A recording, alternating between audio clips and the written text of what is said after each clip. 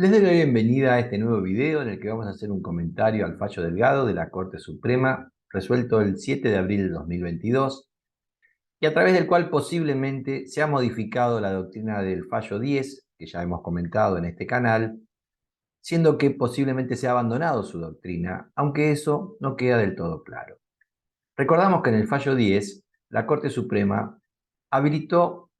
la doble instancia para autos procesales importantes, incluyendo entre ellos el auto de procesamiento, que era el caso que estaba planteado.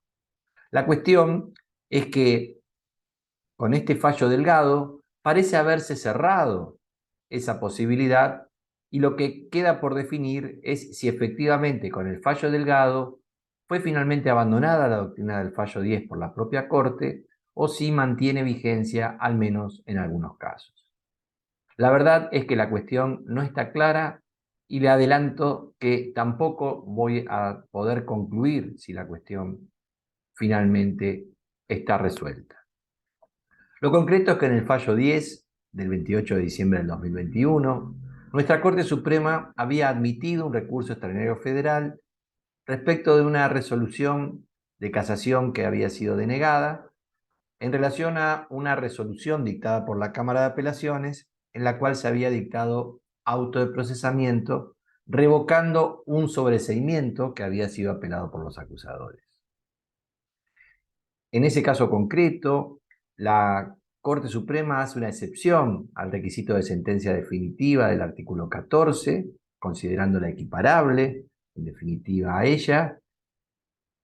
al considerar que el recurrente ha sostenido un agravio dirigido a evitar la desnaturalización de reglas procesales estructurales vinculadas con la operatividad del derecho legalmente previsto al doble conforme del auto de procesamiento, citando el artículo 311 del Código Procesal Penal de la Nación. Este derecho al doble conforme está previsto en la Convención Americana, en el artículo 8.2h, y la interpretación que le ha dado a esa norma la Comisión Interamericana en varios informes, como el informe 24 del año 92, el informe 17 del año 94 y el informe 55 del año 97, señala que la garantía de una instancia del 8.2h resulta también abarcable a los autos procesales importantes. Y ese era el agravio que había esgrimido la defensa de los imputados, que tras haber sido sobreseídos y recurrido a esos sobreseimientos, habían recurrido invocando justamente derecho a una instancia contra el auto de procesamiento que la Cámara dicta. Bueno, en base a esa argumentación es como el caso es planteado ante la Corte. Lo concreto es que poco tiempo después, el 7 de abril de 2022, la Corte Suprema resuelve este otro caso, Delgado, en el cual la situación era análoga en tanto había habido un sobreseimiento que apelado por acusaciones. La Cámara de Apelaciones, cuando revisa ese sobreseimiento, lo revoca y dicta el auto de procesamiento. La cuestión llega a la Corte, pero en este caso la Corte afirma que ese recurso extraordinario federal que había sido denegado no estaba dirigido contra una sentencia definitiva o equiparable, conforme lo exige el artículo 14 de la Ley 48. A partir de este fallo, la Cámara Nacional de Casación Penal, por lo menos en algunos precedentes, pasó a interpretar que la Corte con este fallo vuelve a la doctrina tradicional de que el auto de procesamiento no guarda carácter de resolución de carácter definitivo ni equiparable y consecuentemente da por modificada con el fallo Delgado la doctrina del fallo 10. Así, por ejemplo, lo hace la Sala de Turno de la Casación Nacional, en este caso Mayo, del 28 de abril de 2022, esto es, bueno, muy pocos días después de que la Corte Federal resuelve Delgado, a través del voto de la mayoría, que en este caso fue conformada por los jueces Morín y Divito, quienes señalaron que con Delgado la Corte Federal retoma la jurisprudencia tradicional de que, bueno, que el procesamiento no es sentencia definitiva ni equiparable, que era además la doctrina tradicional de la propia Cámara de Casación. Y en respaldo de esto citan un grupo de precedentes de la casación que venía afirmando esto antes del fallo 10. Lo cierto es que, en base a esta argumentación, rechazan la queja, pero en este mismo caso hubo un voto en disidencia del juez Magariños. Magariños coincide con sus colegas respecto de esos precedentes de la sala de turno que consideraban sentencia no definitiva ni equiparable al auto de procesamiento, pero, a diferencia de ellos, reivindica la doctrina del fallo 10, considerando que se debe reconocer el derecho a obtener una revisión en apelación del auto de procesamiento, porque está concedido eso de modo expreso por la ley, y que ese recurso tiene que ser procedente aun cuando ese acto procesal, el auto de procesamiento, sea dictado directamente por la Cámara de Apelaciones, examinando un sobreseimiento o incluso examinando un auto de falta de mérito. En esa disidencia, Magariño señala que lo expuesto no debe modificarse por lo que resolvió la Corte en Delgado. Eso considera que es así porque en 10 la Corte Suprema dio buenas razones y esas buenas razones considera que son las que deben determinar el seguimiento de su orientación con carácter de precedente. O sea que para Magariños, 10 sigue vigente y marca el norte. A la par, en esta disidencia, Magariños recuerda que en 10 la Corte dejó abierta la posibilidad de que la revisión de este auto de procesamiento lo hiciera la casación por sí o, bueno, a través del tribunal que éste dispusiera en referencia a la posibilidad de que sea la propia Cámara de Apelaciones, que es la que había dictado el procesamiento, la que la revise a esa resolución a través de otra de sus salas, a través del instituto de la apelación horizontal. Justamente Magariños ya se inclina claramente por este recurso de apelación horizontal, recordando varios fallos de la Corte Suprema, el fallo Argul, Duarte y el fallo PCM. Siguiendo esos precedentes, dice que la revisión del auto de procesamiento, sea revocando un sobreseimiento o sea revocando una falta de mérito, ese auto de procesamiento debe ser revisado mediante el medio legalmente previsto, que es el recurso de apelación, porque es el que contempla el artículo 311. Y en ese recurso de apelación, contra ese auto de procesamiento dictado por la misma Cámara de Apelaciones, debe intervenir también la Cámara de Apelaciones. Agrega que eso tiene que ser garantizado directamente en el propio ámbito de la Cámara de Apelaciones, mediante un recurso de apelación, y allí está la apelación horizontal, sin que corresponda, aclara, recurrir previamente a la casación para que la casación ordene la aplicación de ese control vía apelación horizontal. En ese sentido, lo que hace Magariños es aplicar la doctrina de Duarte y de PCM, que habían sido diseñadas por la Corte Suprema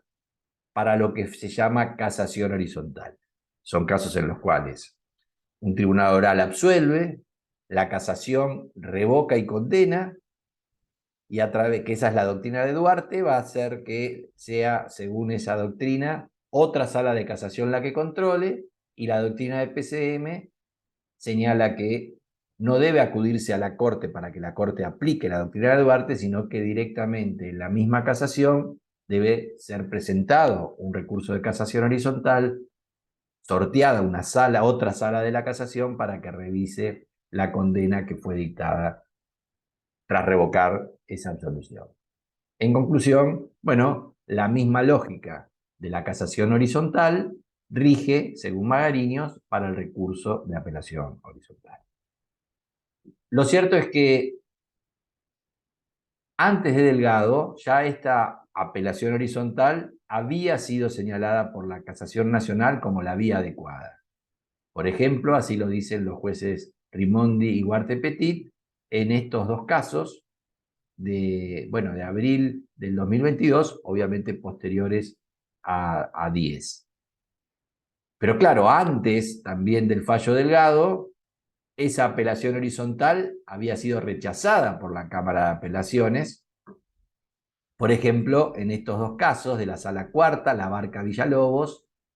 y de la Sala Quinta, Grasso. Con lo cual, para la casación, la vía era la apelación horizontal, y para la Cámara de Apelaciones, esa no era la vía, sino era la casación. Ahora, después del fallo Delgado, la apelación horizontal, si bien fue rechazada por la Cámara de Apelaciones,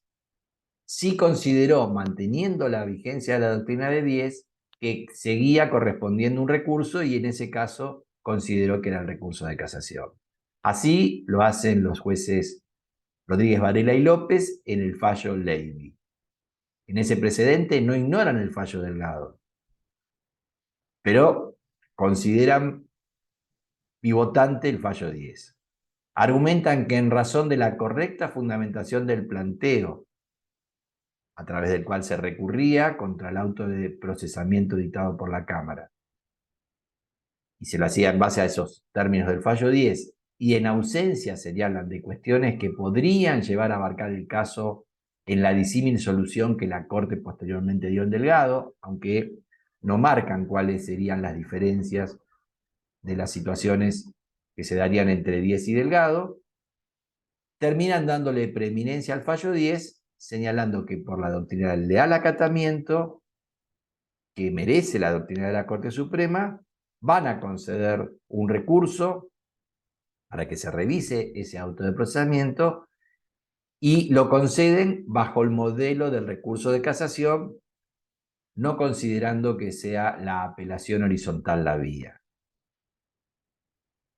Ahora, después de este fallo Delgado, directamente hay jurisprudencia que va a rechazar cualquier posibilidad de recurso, o sea, que no haya ni apelación horizontal ni recurso de casación contra ese auto de procesamiento dictado por la Cámara. Así, por ejemplo, lo dice la Cámara Nacional de Casación Penal, considerando que, bueno, era inadmisible la casación que habían sido concedidos por las cámaras de apelaciones por no resultar el procesamiento sentencia definitiva ni equiparable con base en Delgado. O sea que consideran que con Delgado ya no rige la doctrina de 10. Y así justamente lo dicen en estos casos, uno de los cuales es Levy, el que recién mencionamos, que la Cámara de Casación concede la casación considerando que 10 tenía vigencia. Y expos de este tipo de fallos de la Cámara de Casación, la propia Cámara de Apelaciones, bueno, se apega a esta última doctrina porque directamente tampoco concede el recurso de apelación, y por supuesto tampoco considera la posibilidad de una apelación horizontal, pero simplemente porque sí ya empieza a darle preeminencia a la doctrina del fallo Delgado, considerando que ha derogado o abrogado la doctrina del fallo 10. Así lo hacen, por ejemplo, los jueces de la Sala Quinta, Pocielo Argerich y el propio López, que en Levy sí había concedido la apelación, de modo tal que, bueno, también entonces parece recalcularse esa posición que anteriormente habían sostenido. En definitiva, con el fallo Delgado pareciese que se ha modificado la doctrina de 10 y que se la ha abandonado. Sin embargo, esto, como vemos, no está del todo claro, y habría que ver si mantiene vigencia la doctrina de 10, como señala Magariños, si la mantiene en algunos casos y en otros no, y de ser mantenida esa doctrina, habría que, bueno, ver cuál es la vía recursiva adecuada, si el recurso de casación o la apelación horizontal. Respecto de la vigencia de esta última institución, me parece que es la más sensata, como ya vimos en algún video anterior. Pero estas dudas siguen planteadas y es una pena que no podamos dar una conclusión, porque por lo menos para mí la cuestión no está cerrada. Hay recursos extraordinarios y quejas contra esos recursos extraordinarios pendientes ante la Corte frente a la doctrina de la casación que va a decir que el fallo Delgado modificó y abandonó la doctrina del fallo 10. Esperaremos cómo evoluciona esta cuestión y hasta aquí hemos llegado con este video. Los veré en la próxima. Muchas gracias.